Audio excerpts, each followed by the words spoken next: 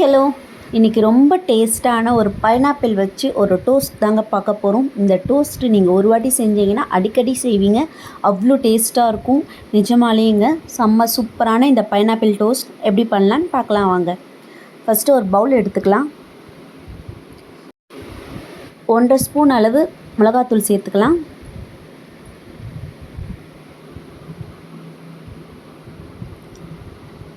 சேர்த்துட்டு 4 ஸ்பூன் அளவு நான் சர்க்கரை சேர்த்துக்கிறேன்.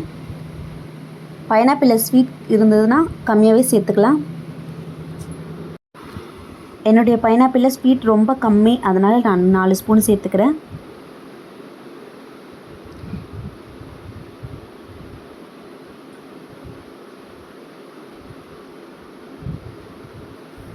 கூடவே நம்ம 1/4 ஸ்பூன் உப்பு சேர்த்துக்கலாம்.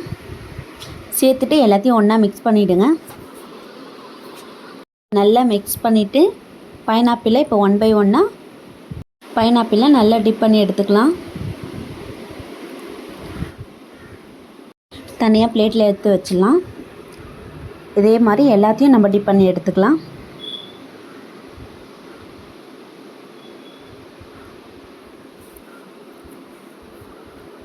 இப்போ டோஸ்ட் பண்ணிடலாம். ஒரு தவா நல்லா சூடு பண்ணிக்கலாம். கொஞ்சமாக நெய் விட்டுட்டு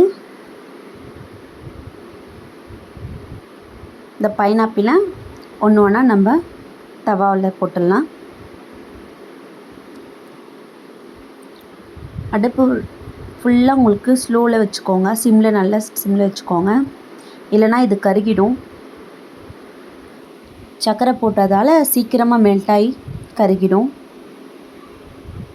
இது வேக வைக்கலாம் போகிறது இல்லைங்க, அது மெல்ட் ஆகி நல்ல ஜூஸியான ஒரு குக்காகும். அந்த டைமில் நம்ம எடுத்துடலாம்.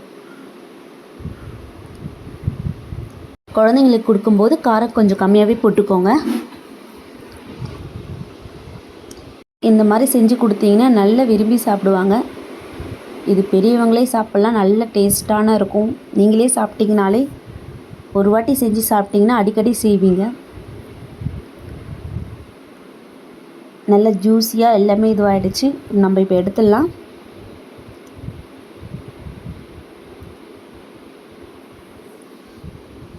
அவ்வளோதாங்க, பைனாப்பிள் ரெடி ஆகிடுச்சு. நல்ல சூடாக மெல்ட் ஆகி இந்த சுகரோடு சாப்பிடும்போது அவ்வளோ டேஸ்ட்டாக இருக்குங்க. ட்ரை பண்ணி சாப்பிட்டு பாருங்கள். எப்படி இருந்ததுன்னு கமெண்ட் பண்ணுங்கள். தேங்க்யூ.